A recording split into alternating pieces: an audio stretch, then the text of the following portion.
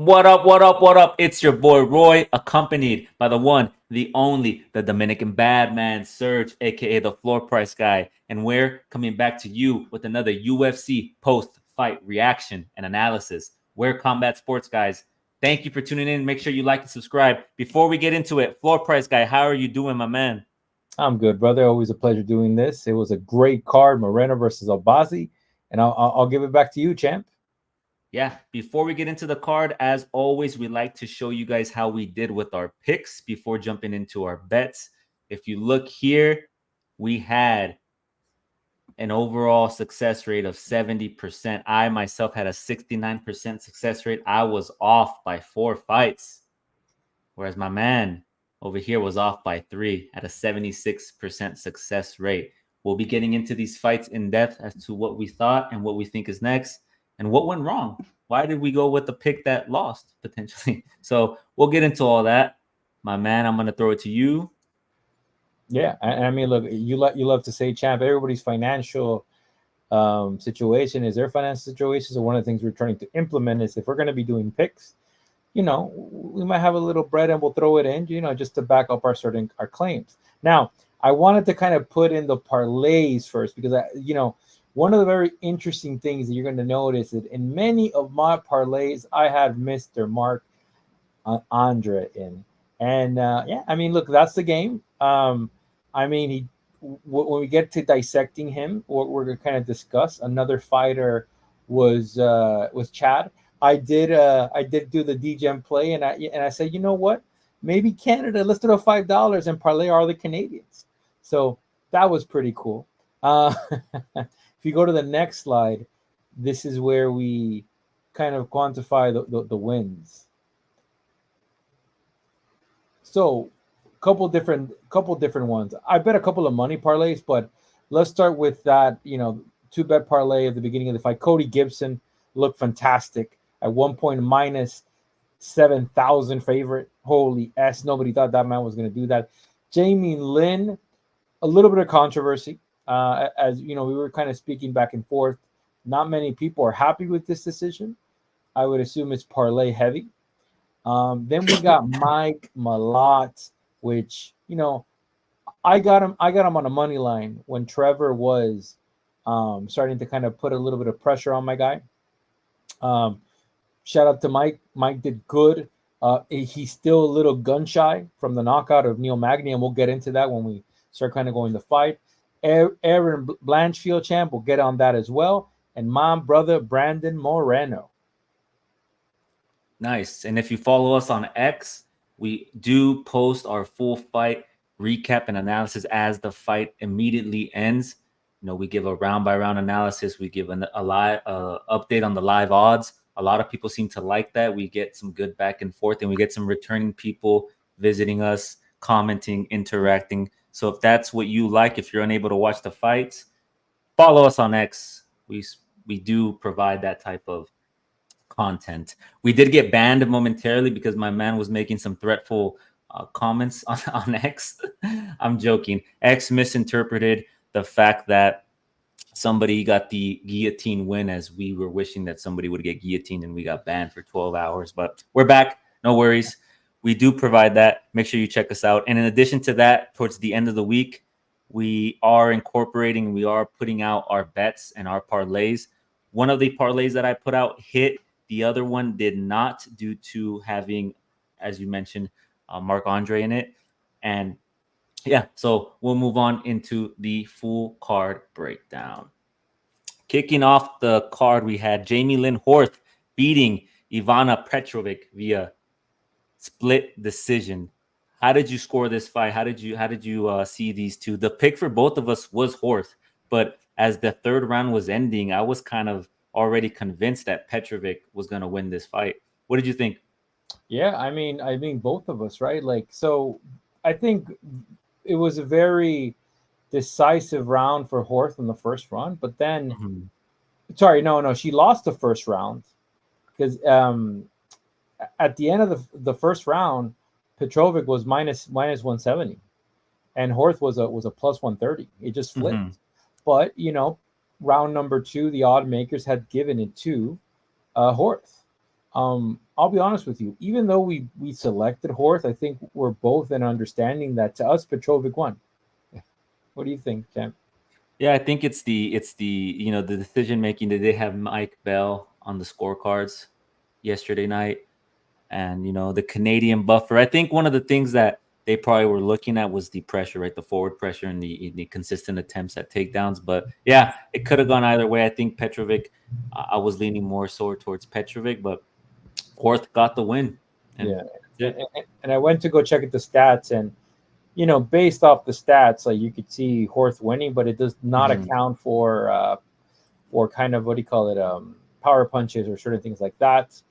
But yeah, I mean, look, GG's to us, but to those that lost their parlay, I could see why they were furious, and people were very furious when somebody said 30-27, which I think was Mike Bell as well. So you live, you learn. Yeah, I think one judge gave Horth the all 3 rounds, and then the other two gave Petrovic the first round, which was what you were saying, right? So yeah, it could have gone all the way. And I think the one where it was a deciding factor was the third round. No, it was the first round. The first round was the deciding factor in that fight. So Yeah. yeah, Well, to me, Petrovic didn't win this. I'm kind of skimming in the kind of scorecards to see what who gave it to who. 1 second, champ. If I end up going here, yeah. One judge, I don't see the 30-27. That's crazy. no, there was no 30-27. That's insane. Yeah, Um, Eric yeah, Colon. yeah, not a very good situation. I mean, listen, Mike Bell also gave it to Horse, right? Mike Bell is a little bit of hot water, my guy, but you live, you learn, right? Yeah, we'll move on here. We had Cody Gibson up against Chad and Helliger, beating him via unanimous decision. And if you remember in our pre-fight analysis, one of the things I said is, Chad and Helliger, he has good boxing, he has decent boxing, and one of his keys to victory would be to keep it on his feet. But Cody Gibson knew that. He immediately was in search of the takedowns and was searching for that submission win. I mean, he looked good. He looked fast. He looked quick. Yeah, I liked Cody Gibson's performance. He got the dub, and I agree with this decision via unanimous. It was crazy, right? Like even what just give it a 20-30. I think it's honestly it's full domination. Like we saw what Cody Gibson did to our boy El Toro, um, and then look like he's massive for this division. So I if he works on his striking, he's going to be a problem for that division. So Yeah, who and do that second round, one of the judges gave it a 10-8, and it was dominating. I mean, controlled it for the majority of the round. He mauled them pretty much. Yep. the fact that my man was eagerly trying to throw 12-6 elbows in the mount was insane. But shout out to him. Looking for, like I said, I would want to see a little bit more striking out of him, Hmm. because he's gonna have to, he's gonna need that to contend with that upper echelon of the division. Yeah. And then next up, we had a split decision that was also controversial. A lot of people felt that it could have gone the other way. We had Serhi Side beating Garrett Armfield via split decision. What did you think about this decision, and then what came after? Uh, I I mean, I like City. I gotta say I'm a City fan. Um, but it was a close fight. Armfield. I mean, was I disappointed? No. I mean, look, we had City winning. He at least won. I mean, it could have gone either way, right? It was the counter striker versus the range fighter, and then Armfield did try to take him down. So I think it was in the third round where you kept seeing the same thing, where Armfield takes him down, Sidney goes for the guillotine, reverses position, and then you see that unfolding multiple different times. And you're like, is this deja vu or what? Because it's the same thing, right?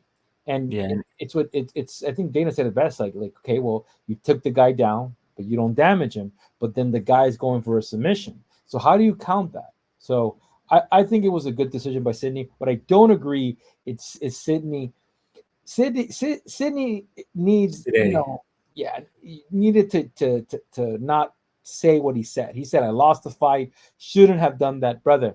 Brother, listen, go watch the fight tomorrow and judge it tomorrow. You're a little bit emotional. You didn't dominate. It was a close fight. What do you think, champ?" Yeah, I think it could have gone either way, and you know, given the height difference, the 5 inch height difference, Garrett Armfield was able to get in there, right? He was able to get in the pockets, stick the jab, move around. He pieced him up. He was, I mean, you can tell by the look of his face towards the end of the fight, he was bloody. And after the fight, him admitting, I mean, give it off to sportsmanship, right? But I don't think they're gonna sit too well with him admitting that, you know, he lost the fight. You know, oh yeah, I don't know. We'll see how that goes. But yeah, I think it could have gone either way. Yeah, Let it me could have let, gone in Armfield's way, but today he got the fight. You know, the home crowd buffer, the hometown buffer, man, as we say. Get the let me senzu bean, they get the power up.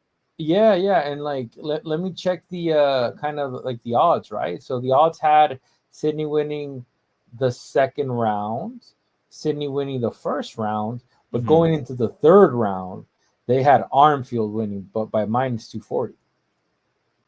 Yeah. So I think that's the issue. But then why are we getting, like I said, what? And again, these are just based on odds, right? Like I said, I had no problem. I had 2 rounds to 1 Armfield just based on what I was seeing. But Hmm. like I said, it is what it is. But my man needs to, you don't take a day off and then watch the fight, but not like that. You haven't even watched the fight yet. Yeah.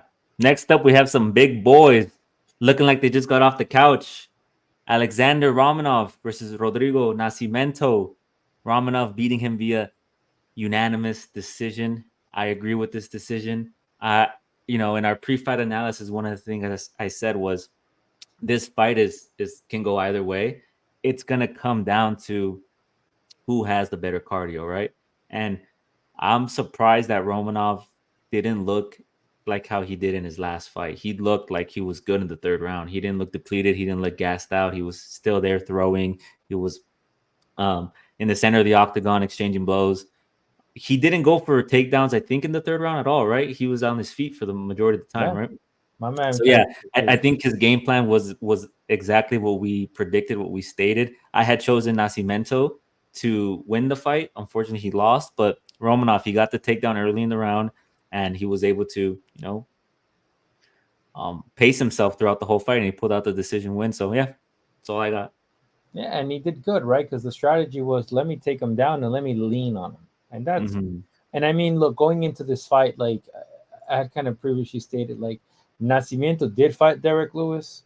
They could Hmm. knock that. But again, Derek Lewis throws Hail Mary sometimes. And out of all the heavyweights that exist right now, Derek Lewis is the Hail Mary king.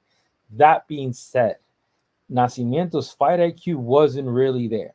Or was it? Because he was I don't know if it was a combination of him being more tired than Rom, but in the third round, champ, he was like just standing still, and Rom was the one kind of throwing strikes, especially kind of like when he dropped his hands. I'm like, oh, this is not a good idea, and Nacimiento didn't capitalize on it. All Nacimiento had to do, pump the jab, put pressure forward, and then if he comes for a takedown, you sprawl or you step back. But I think Nacimiento was so tired that he was just like, yeah, it is what it is. So shout And out I to think you know, shout out to Rodrigo, but I think Romanov too, man. Like at 33 years old, they need to get that man a striking coach. Like I didn't like his stand-up game, his striking game. He kind of keeps his hands low, right, and he throws a really lazy jab, really lazy straight. But yeah, shout out to Rodrigo.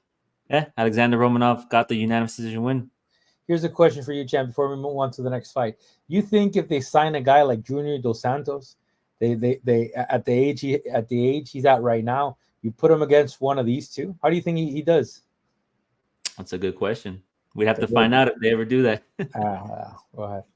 Next up, we had Yusuf Zalal, the heavy favorite, beating Jack Shore via arm triangle choke submission. Yusuf Zalal gets his third W, his third submission win since coming back to the UFC. He looked good, man. You know, the first round, I would say, was a little rocky, right? Jack Shore, he has good boxing. You know, he was able to hit him a couple times, but you know, Zalal, as you've seen in his other fights, he likes to start off slow, right? And he was able to hit him with a knee as Jack Shore was attempting to get into the pocket. He hit him with that right knee, dropped him to the ground, and then got the triangle choke. What did you think about Salah's performance? I mean, shout out to Jack Shore, the first fighter that landed kind of like one of those one of those new rules knees that you're okay with doing. Got it done. I think let me shout out to Short. Short, I think came too hot, too explosive. Yeah. We're kind of seeing that a little bit more now when it comes to certain fighters. We'll talk about Rose later, but I think he came too explosive. And Zalal was just, okay, well, I'm just gonna roll, I'm just gonna fade, and then what precision, man, everything after midway through the first round, he kind of like locked in and okay, well, after time and I got everything and started kind of picking him off. Second round Mhm. goes in, man, he just the knee to the choke. Shout out to my guy, Yeah. phenomenal fighter. Phenomenal fighter, and let's see if they give him somebody in the top, the top 15.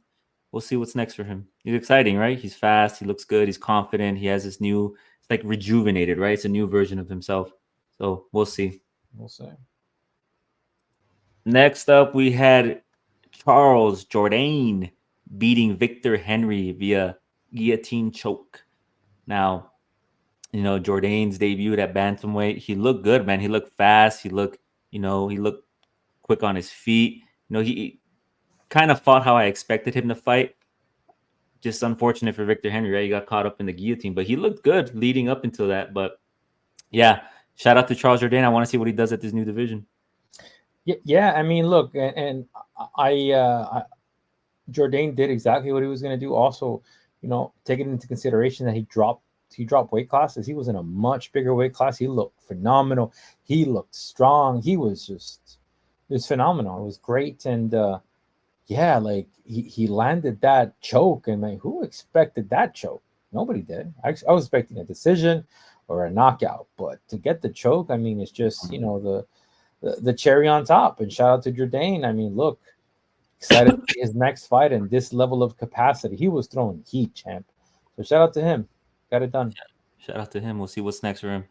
Next up, we had one of your favorite fighters, an Ayman Zahabi, Mm. piecing up Pedro Munoz, beating him via unanimous decision.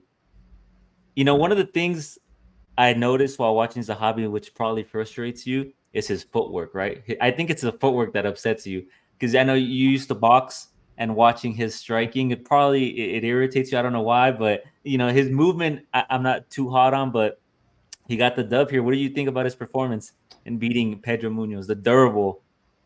Yeah, I mean, look, he got it done, and he did the same thing versus Farad, um, in his last fight. I think Farad, right, by Shakrov. Undefeated fighter took his O. Now Munoz is getting a bit older now, 35. Somebody had reported he's only lost 2 times out of his last 7 fights. One of them being a no contest, the other one being like four losses. One of those being a win to Cody Garbrandt, and the other one to forget the fighter. I had Munoz winning. Going into this fight, there was a big discrepancy. The speed advantage went to Zahabi. I don't like that positioning, that L positioning. I know what it does, right? When you Yeah. do that L, it kind of covers your body and it allows you to kind of whip the jab quicker. It's like a whip. It's like I love that jab. But the thing is, like, it's just I don't think if front he got it done, but I don't think as he gets a higher level of competition, it's going to play out. So we'll see what happens. I could be wrong. Maybe that's the new style that dominates the UFC. But I'm curious to see who they're going to give him, because if they give him somebody with footwork, I don't know how. But shout out to him. He had the speed advantage. That jab was precise, like a whip. So it's Mhm. working. I might be wrong, champ. You might be a hater, but I might be a hater. But at the end of the day, I mean, what do you do with Munoz now? Because this is a crossroads for Munoz. Well, he's 38 years old. I mean, he's still exciting to watch, but he has been on an unfortunate skid, right? He lost to Kyler Phillips. He lost to, I think you mentioned, let's see, who else has he lost to? Kyler Phillips, Marlon, yeah, Chito Vera. He's lost to Dominic Dominic Cruz. Cruz, Joseph. Yeah, he's had like tough competition as of late, right? So we'll see what they do with him. Maybe he's at the point in his career where they just feed him these young up and comers, right? We'll see. We'll see. He's exciting to watch though. He's very durable. He throws a lot of volume. He has a lot of output. He has a. I think I saw an image out there where he's one of the fighters who has a jaw made of steel. Right. He hasn't been knocked down, knocked out. So we'll see what happens with him. He was the guy that Cody Garbrandt decided to brawl, and he paid the piper. He just knocked him out. Yep. Next up, we had the exciting Mike Mallet up against Trevin Giles. Mallet, exciting fight, man. What did he say like wow. that? He won the fight via unanimous decision. What did you think of this fight? What did you think of his performance? Do you think that, I think based on his last fight up against who was it? Up against Neil Magny, where he made that decision and it cost him, right? He kind of gave up. His cardio wasn't there and he lost. I think he looked a little more cautious in this fight. Wouldn't you say? He looked a little more cautious. And Trevin Giles, he was kind of responding to Mike Mallet, but he wasn't pushing the pace forward. He wasn't doing much. I think it was just an easy dub for Mallet. What did you think? It takes two to tango, and the fact that let's not deny, I think what we saw happen is we got to see the effects of the Neil Magny fight, overthinking. And he said it the best. Listen, guys, I just wanted to get this W, right? Like, same thing with Francis Ngannou when he fought Derek Lewis. When he got beat down by Stipe Miocic the first time, my boy came in gun shy, and that was the most horrible fight in the UFC. Dana, I want my money back after that fight. That's how that bad was. So they were almost going to cut Ngannou. But I go back to Mike Mallet. I think he was gun shy. I don't know what happened to Guile, to Trevor. Trevin. He had the speed advantage. Why didn't he use it? Like, he had the clear jab. So, I mean, I just think he was just content. He was okay with circling. But when it comes to Mikey did good, got the win.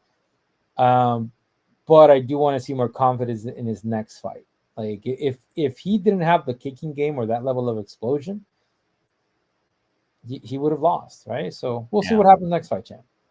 We'll see what happens next fight. Now, moving along here, we had Dustin Stolfoots beating Marc-Andre Barrio via KO right hook to ground and pound strikes. Now, if you listen to our pre-fight analysis, one of the things I stated was Dustin was going to incorporate the game plan that he had with Ferreira into this fight that he was unable to use with Ferreira, and that is his wrestling. What did he do? He immediately took away Marc-Andre's weapons, right? He took away his striking. He took him to the ground. He controlled them. And then, shout out to Marc-Andre. He was able to bring the fight back up to its feet. But, in that clinch, throwing wild punches, he got caught. He got caught with the right hook, and then he went down. And that's all she wrote in the first round. What did you think of the fight, man? What did you think were you shocked? I wasn't expecting Stolfoots to win via KO. I thought he was going to incorporate his wrestling throughout the fight and kind of drag it out, make it his fight, take away Marc-Andre's strengths, right? And just win it, a tough out of decision win like that. But him getting the KO, I was surprised. I'm excited for him. It's a good win. Dustin has never looked that good. Now, they've given Dustin a lot of tough opponents, man. They gave him Magomed, knocked him out in like the first minute or 2 minutes. Dustin looked amazing. I'm not impressed with Mark. And Mark trains in Boca del Raton with Usman's kickboxing coach. I just when he went down, it was immediately like a black belt versus a white belt. He was so timid, so shy. He just stayed there. And what did the wrestler did? He applied pressure. And it was very shocking because I was like, what is going on here? Why is he moving that way? He was just so stagnant, but he was just afraid of the grappling. Yeah. So when he comes up, now the fighter at the top is fatigued, but Dustin's fresh. And one of the things that we're kind of speaking about is that maybe he came back too soon. He got knocked out by Joe Pfeiffer 3 months ago, and guess what happened again? He decided to brawl and paid the ultimate price. Got knocked out again. That's 2 knockdowns in 6 months, champ. Yeah, and he's on a 3-fight losing streak, right? He lost to Chris Curtis via split decision, Joe Pfeiffer, as you mentioned, and now Dustin Stolfoots. One of the things I saw today on X was Joe Pfeiffer said, "Yo, Dustin, you beat the guy that I beat, and you beat me. Let's run it back." So that's probably a potential fight we're going to see in the future: Dustin versus Joe Pfeiffer 2. I mean, Yeah, he beat him back in a while ago in 2020 via he injured his arm. He slammed him and injured his arm, and this was in the Contender Series. So yeah, they might run it back. that'd be a great fight. But going back to Mark might get cut now. I think so.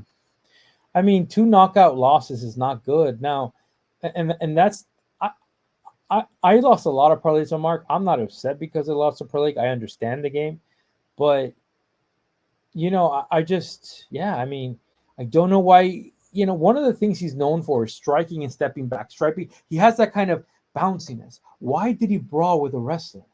Like that's why I'm just like so curious.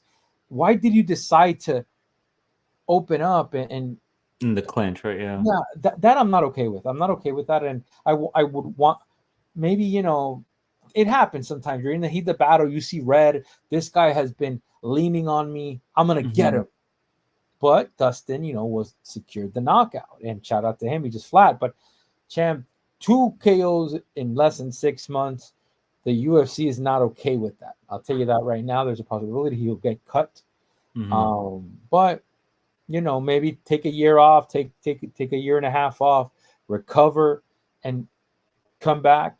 Take a couple of fights, maybe in the minor league circuits, and come back strong. He's a good fighter. He just needs to be mentally on his game. Yeah. And then speaking about people getting cut, we are moving up to the weight class where I feel there is a fighter that is going to get cut, but we'll speak about that when we get to that fight. Next up, kicking off the main card, we had Jasmine Jazu the Vicious beating Ariana Lipski via Darce choke submission in the 3rd round. Now, this was a tale of 2 styles, right? Wrestler versus striker. Lipski did have the clear-cut advantage on the feet, and when things got a little hot for Jasmine, she incorporated that game plan that we stated she was going to do, right? She was going to take her down, and she looked dominant. Lipski wasn't able to do much off her back. She was up until the 3rd round. She was just battling in that position, and shout out to Jasmine. She found the Darce choke and pulled out the submission win. We got to finish. We got to finish a woman's finish on this card. So shout out to Jasmine. I mean, look, like that first round, it looked like my girl was like on point. And why? Because Jasmine didn't want to wrestle. And it's weird, right? Because it was like, why would you do that? And then I think then and the odds shifted, by the way, champ. The odds shifted. Like they had at one point after that first round, they had Jasmine an underdog. And why? It's because it's like, what are you doing brawling with this girl? She's obviously better than you. And when it comes to the striking and the broadcasting, they're speaking about Amanda Nunes and Nina, and it's her favorite. Like this is the girl they love to bang with. When it comes to until Jasmine decides to wrestle, and her world ended. Champ did not have a single. Couldn't get up. Fully dominated. Now here's my big issue with this. You went to train with the champion Amanda Nunes. Why didn't your grappling get better? Oh, I know why. Because the champion only used you for your striking. That I have an issue with. Yeah, she might get cut. This was not good. This was as bad as the heavyweight Cuban cat. Same thing. Yeah, she's on a 2-fight losing streak. I don't think she'd get cut. She's on a 2-fight losing skid. But after not, that's very minor level. Couldn't get up, couldn't get out of the position. This is not good, champ. I'll be honest with you. Because who do you give her next? If you're going to give her a grappler, I mean, what is she work on her sprawling? I'm not saying she should be cut, champ. What I'm trying to say is like, she needs to really work on her. Like she needs to take a year, just jiu-jitsu every day, grappling every day. Yeah, focus on it, right? How do you fix this? Like, that's what I'm trying to say. It's like, how do you fix this? Because I was expecting at least a sprawl, but nothing. Yeah. And then, shout out to Jasmine. She's strong. She's big. She was able to pull it out. Next up, we had Brandon. Oh, Brandon. What an idiot. Bredson Hivero beating Kyle Machado via split decision. Now, this fight, they were both searching for their first UFC win. This was a banger of a fight. This was a slugfest. These guys were throwing nasty combos straight down the middle, just piecing each other up. Psych. Bro, these guys, man, what did you think of this fight, man? Real quick, shout out to Kyle Machado. He looked great coming down from heavyweight. He looked like a new man. His physique looked good, but it just wasn't there, man. This guy throws wild overhand rights. No, these guys don't know a jab. They don't know what a jab is. They don't know what a straight is. They just throw these haymakers, man, in search, in hopes that it connects. I think Kyle is probably gonna get cut. He's, since his debut, he's lost 3 fights in a row. He's in it. He went down a division. He lost. I don't know. What did you think of this fight? What did you think of their performances? I did not like this fight. I did not enjoy it at all.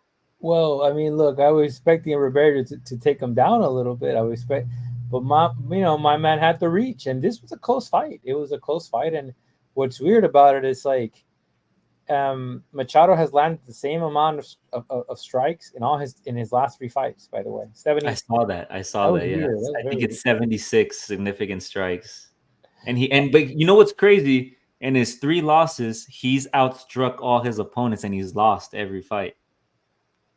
I mean, this was a close fight, and he looked good.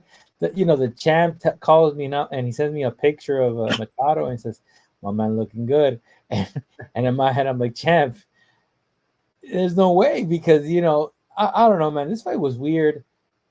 I mean, I have to be critical. One time I remember I was extremely critical on Vicente Luque against the RDA.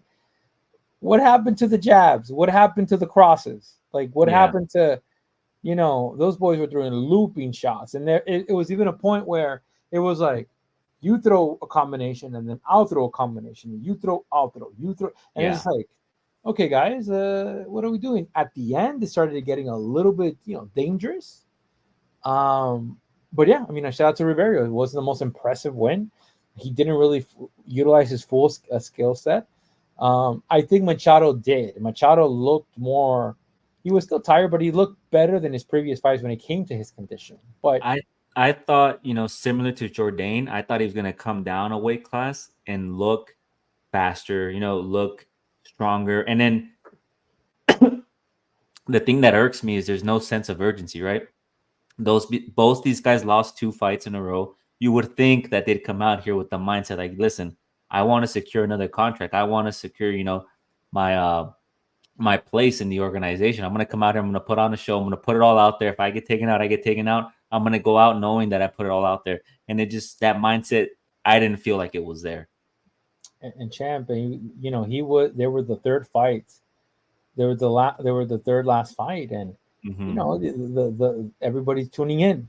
And this card, I feel, out of all the cards of the year, it had a pretty low engagement. But it was still good. You still landed a 3rd spot, but what do you do now? Like, where do they send you? They're gonna send you the prelims again. So, I mean, let's see what happens with Machado. Next up, we have our co-main event: Aaron Blanchfield defeating Thug Rose Namajunas via unanimous decision. Now, I agree with this decision. I think the first 2 rounds were clearly Rose, right? She was able to outwork her, able to defend the takedowns. And, one of the things we stated in our pre-fight analysis was Rose does a really good job on her feet, right? She has good foot movement. She's able to hit you with the jab, move in and out, hit you with the combinations, and kind of circle around you and keep you guessing. Whereas Aaron Blanchfield, I stated that she's going to incorporate the game plan that she had with Mannon that she was unable to incorporate into this fight. And she kind of had a slow start, right? But she picked it up in the 3rd round, and then from there it was the Aaron show. I feel like Rose, to me, in the later rounds, looked like she was kind of fatigued. I don't want to say her cardio wasn't there, but her output wasn't the same from the first 2 rounds. What did you think about Erin's performance? What did you think about Rose? And what do you think is next for Erin Blanchfield? I mean, look, this was a great fight, and Erin, and that's the cool thing about when you do the play-by-plays and you check out the odds, you see how things are shifting. By the end of the second round, they had Rose a favorite -400. They had Rose already winning. Champ, if you look at the stats, Erin turned it up on the fourth and actually landed more strikes than Rose. Now, I think this is a tale. You have a former two-time champion. I don't like Rose at a flyweight. I like her as strawweight. Like, she's lengthier, her conditioning is better. There's a lot of factors here, champ. She faded. Why? What is this due to? Is it a conditioning issue? One of the things you can notice is that Trevor Whitman was not in her corner. That's the same that's the same coach that Usman has, that Justin Gaethje has. They didn't show up to the fight. Why? That's a big question mark there. That being said, first round goes to Rose. Erin looked a deer in the headlines. She's trying to figure it out. But in the second, she became a little bit more sassy. She started turning it up.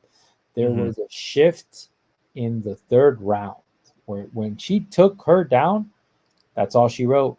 She took her life away there. So going 2-2 to the fifth round, champ, I mean, I said this and I did not like it. Rose came out too hot. She came out too, nervous, like.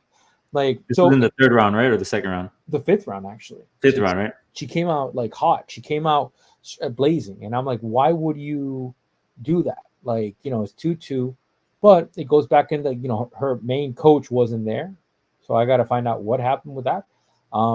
Then gets completely dominated, and I mean, look, what do you do with Rose now? I get it. She was 2-2. She's I think she's 2-1. No, she's 2-3 in her last 5 fights. I would like for her to go back into strawweight. I think she's a good strawweight contender. Yeah, one of the things that I noticed, one of the things I'd like to see Erin improve on is her entry points when it comes to taking down her opponents. I want to see her incorporate some leg kicks, some combinations, some 1-2s before, looking for that single leg or that double leg takedown. Because her takedowns are kind of all the same, right? She'll get you, she'll pin you up against the fence, and then she'll look to take you down from there. I want to see her find better entry points, kind of sharpen up on those skills. She did call out Alexa Grasso, so we'll see if they give her that fight. I mean, I think they are going to give her that fight, and we'll see what happens from there. That should be a good one. Well, Grasso said in the Spanish broadcasting that I'll speak with the matchmakers. She can get it. I think Erin needs to improve on her striking. It was very noticeable, and like that flyweight. I think Rose's biggest edge is your striking in the upper echelon, like in the strawweight. In the strawweight, there's not that many girls with that good of a striking as Rose. Now, when it comes to flyweight, man, Fiat, Valentina. Rose was talking about I want to fly Valentina. They were teammate champ. They were teammates. What happened? What was going on, Rose? Anyways, it's just weird, just very bizarre. But here's what it is. So if I'm Erin, these next 6 months, kickboxing Erin, boxing Erin. I want to see an improved boxing from her. Yeah, I agree. And I like the decision. And me and you, when we were going back and forth while this fight was happening, I think you even texted me after the second. You said Rose is running away with this, right? Like, even you were falling for the odds at one point. But that third round was a big decision changer, a big shift in the fight, right? And it changed the decision and swayed the fight in her favor. So yeah, good performance by Blanchfield. I expected her to incorporate that game plan. We expected her to incorporate that game plan. So she got the W. We'll move on to the main. You want to see something else? I'm sorry. Yeah, no, 100% champ. That I think there was the biggest factor, and I really attribute this to her head coach Whitman, who wasn't there. He typically calms her down. So yeah, it is what it is. Let's go to the main event. Did you put money, since you like to bet on the live odds, on Blanchfield at even money, at plus money? I picked her up at minus one. Really? You didn't One. get her when Rose was minus 400 and she was plus It's whatever? hard. It's hard because she wasn't showing. Now after the second round, I think I texted you and I'm like, she's fading. Yeah, I remember you said something like that. Yeah. I didn't. No, I didn't. I didn't pull it there because Oh I should man, have. That was a. She was at plus. you would have had another Lerone Murphy there, man. You Oh would have had man, she was another. a plus 400. It was Yeah, plus 400 means like a bet $10, get back $50 if you win. yeah. So Bet 100, get back 400, that was basically. pretty So good. That was pretty good. yeah, it is what it is. We'll move on to our main event where I was incorrect. I had chosen Amir Albazi to defeat Brandon Moreno, but the actual outcome was Brandon Moreno, the baby assassin, the assassin baby, beating Amir Albazi via unanimous decision. Now, for me, this fight really came down to mindset, right? Like who had the better mindset. I was looking at it from the perspective that Amir Abbasi was gone for a year. He had all these surgeries. He's hungry. He's gonna want it more. You know, Brandon Moreno has seen gold. He's fought the top of the top. He's taken breaks before, right? And now he's back. I was wrong. I'll admit it. I was wrong. Brandon Moreno looked good. He looked confident. He looked quick. He looked active. He had a lot of output. He had a lot of volume. Amir Abbasi wasn't able to incorporate the game plan that I thought he was going to have. I thought he was going to, I thought he was going to mix in a lot of wrestling, a lot of the takedowns, but he wasn't able to do that. Yeah, Brandon Moreno looked good. He looked great. He's back, and we'll see what happens with him, man. We'll see. We'll see where the what the UFC has in store for him. Does he seek gold again? Does he fight the top contenders again? We'll see. We'll see. I gotta look at the rankings. I mean, he's But in yeah, a very what did you think? bizarre situation right now because like, look, if it's funny because somebody said he won't beat Roy Val, and I'm like, brother, the conditioning that this man had in this fight was better than the Roy Val fight, and to me, what lost his fight with Roy Val was his motivation, his conditioning, and he brought it all back. He was motivated. His strikes looked very crisp. He was just so on point, champ. I mean, he damaged Albazi. I kind of predicted this was going to happen, but you never know, right? You never know. Shout out to you. Yeah, you never know if it was it it was. Let's just say that he was like a minus 55. I want to say like a minus 155, minus 170, 180. Yeah, I mean, look, he looked like a 6-1 favorite there. He was. Yeah, he looked good. He looked so good, champ. I mean, where do you go from here? I look, Brandon Royval is number one. Number one, next in line. He is the backup fighter. Moreno said, "You know what? With that performance, like it gets interesting because it's similar to Holloway when he knocked out Gaethje. Everybody thought he was the guy that's gonna, beat Ilya, and we knew what's up. But where am I trying to get at? It's sometimes when you fight last, you remember more. You don't remember. You get recency bias. Recency bias. Like, wow, he knocked out this person in their last fight. They look good. They're unstoppable. It's literally recency bias. That's why sometimes some of these odds have people as underdogs because they had a bad performance their last night out, right? But we know because we study the fights. We look at the fights. Styles make fights. And looking at the flyweight division, I think they really got a wrench thrown in where Tatsuro Taira lost. I didn't think they were expecting him to lose to Royval, and that kind of puts it's like the top three aren't leaving that position, right? Mm-hmm. Pantoja, Royval, and Moreno. They're stuck in that like cyclical triangle battle of who's gonna get the title shot, who's gonna be the champ. Yeah, we'll see what happens. You have Amir Albazi and Kai Kara France. They could run it back. I would have liked to see Tyra face off against France. I think that'd be a good matchup. I'd like to see that. I think he needs 6 months of striking or a year to improve. Exactly. I think but that's a good guy to improve your strike to showcase your striking if you practice on it, right? So that's true. I mean, what if you make it a 3-round fight? I think Tyra was winning the first. No, not really. It's interesting because it's like Kamaru Usman versus Gilbert Burns when they fought. Mm-hmm. They knew each other because they've sparred so much time. I think it was that situation. I mean, look, what do you do with this fight, man? Like maybe a Bossy fights Tyra, Roy Val. Like one of the things I said is like, well, I mean, it's degrading to say this, but give Moreno Royval Trilogy 3. And Royval take it. And one of the things I would like to see, put those guys in the main card of UFC, but then like in UFC in next month. And then the backup fighter is Royval. Let's not make a mistake about that. He won to beating Moreno. Yeah, that being said, let's see what happens because Yeah. it's a triangle. Like I don't like it, champ. I'm not a fan of it. Yeah, it's a triangle. And then we don't know what's gonna happen with I think his name is Asakura, right? The guy who's fighting for the title in December. Yeah, I mean, yeah. So we'll see what happens to him if he loses. Where does he go in the rankings? Do they put him in the top 5 immediately? you can't give that guy also a like you imagine if Kai, because he's Kai, right? A Kai. If that Kai wins, you give Pantoja a rematch. What does that do to the division? I mean, look, he's won. He has 2 title defenses. He shouldn't get a rematch if he loses, but you never know. And it's just a triangle. We need new blood. We need new blood. Yeah, we need new blood. We'll see what happens. That's a weird division, the flyweight division, right? Because the top 3 are they've been in that position for a while, for a couple of years now. So we'll see. And let me ask you a question.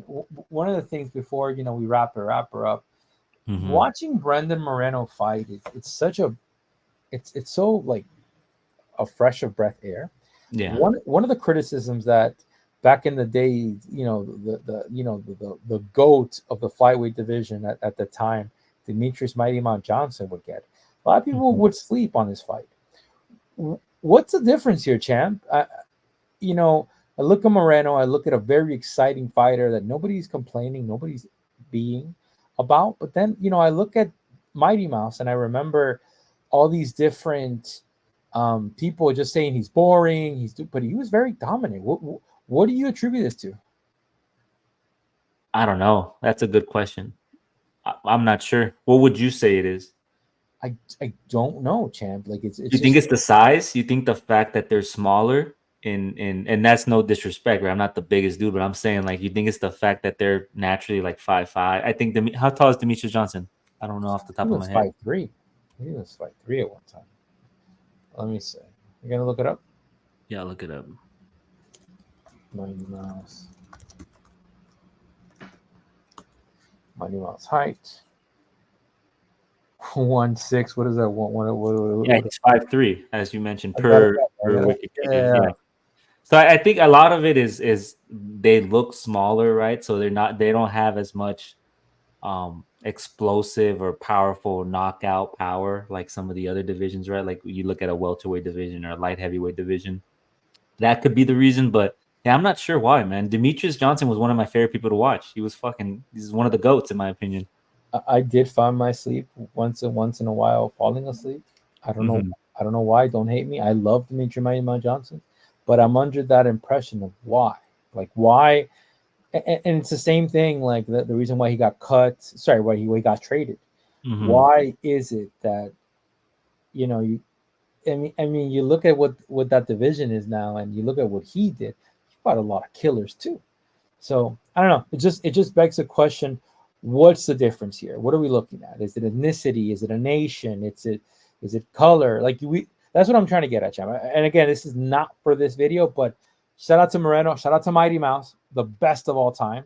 Yeah. Like I would love to see a fighter get how many? 11, 12. That'd be crazy. Yeah. And this is how crazy that is.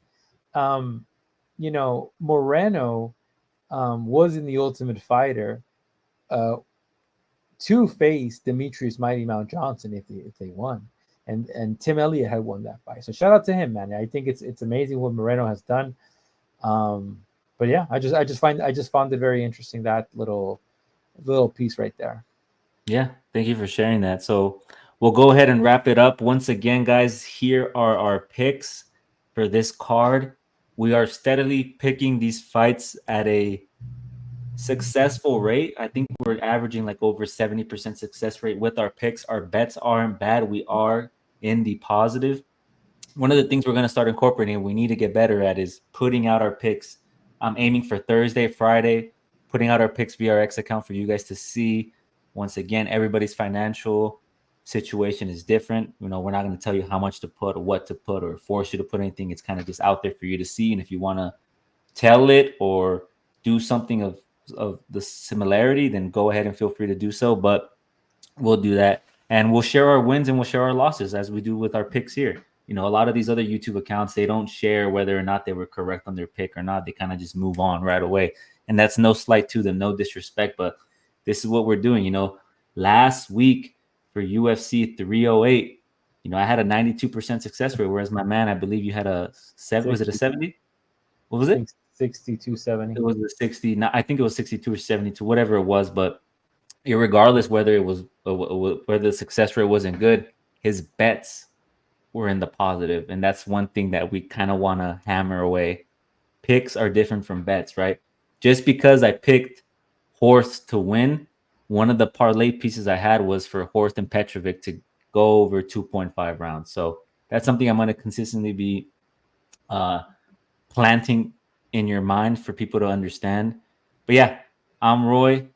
Always grateful, always thankful that the Dominican Badman Serge is here with me. This is our UFC post fight reaction analysis. We will be back next week with our full card breakdown of Magny versus Prates. Gonna be long, bro, for Magny if you're a Magny fan, but we'll get into that next week. Floor price guy, you have any parting words for the people?